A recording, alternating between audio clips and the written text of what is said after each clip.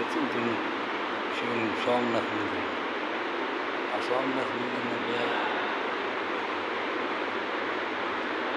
જોવા જેવા છે. હવે શિલ્પ સ્થાપત્ય છે એ વખતમાં જે શિલ્પ સ્થાપત્ય છે ને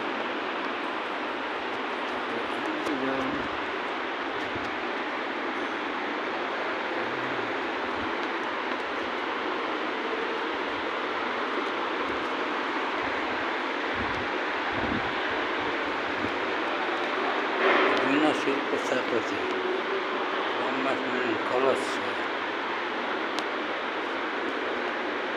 ટીકા છે. આખું સોમનાથ મંદિર જે બન્યું ગામમાં સોમનાથ મંદિરના અવશેષો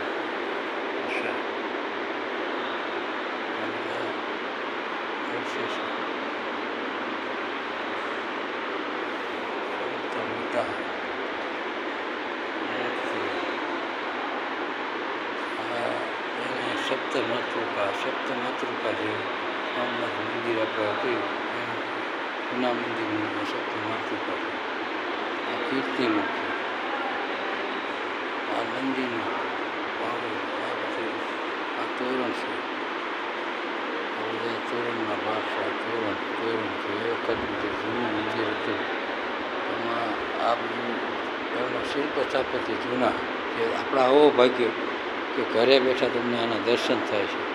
જે શંકર ભગવાનનું જે શિવલિંગ આકાશમાં તરતું એનું એ જ મંદિરના બધા અવશેષો છે. આજે એની નૃત્ય કલા એની કલા કારીગરી શિલ્પ સ્થાપત્ય કલા છે. વિચાર કરો છો આ મંદિરનો એનો ભાગ છે.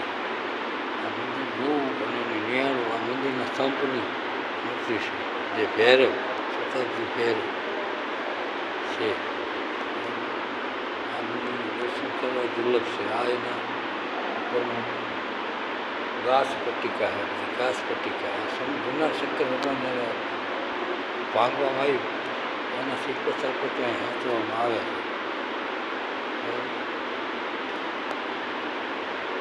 શિલ્પ સ્થાપત્યમાં આ કળશ છે. કળશમાં તમે દર્શન કરો એટલે આ દર્શન તમને થઈ જાય. આ જે જોવા જેવું છે આ સ્તંભકુંભ છે. સ્તંભકુંભ અને આ જે હાથીનો ગજ રથ છે આ પીઠ છે હાથીની. બરાબર આ બધું જોવાથી આપણની ભારતની સંસ્કૃતિનો આપણને ખ્યાલ આવે કે આપણો જૂનો ઇતિહાસ કેવો હતો, કેવું શિલ્પ સ્થાપત્ય આપણું કામ હતું એની પણ આપણને ખ્યાલ આવે ને આપણા બાળકોમાં ભારતની સંસ્કૃતિના સંસ્કાર પડે કે ભારતની સંસ્કૃતિ કેવી હતી અને કેટલું મહાન હતું. એ બહુ આ જે ઉપર છે એ સૌનું મેરુ ટીકા છે. ભારતની સંસ્કૃતિ આ શિખર આવું શિખર હતું એનો આ ભાગ છે. આ એનો એક ભાગ છે અને આ ઉપરનું શિખરનું અમલાક આસર કહેવામાં આવે છે. આ તોરણ છે. તોરણનું આ એક જૂનું વિતાન કહેવામાં આવે છે. જો આ આખો ભાગ વિચાર કરો તમે કેટલી સુંદર કારીગરી કેટલું જૂનું કામ અને વાંક છે. અને આ શિખરનો ઉપરનો ભાગ છે શિખરનો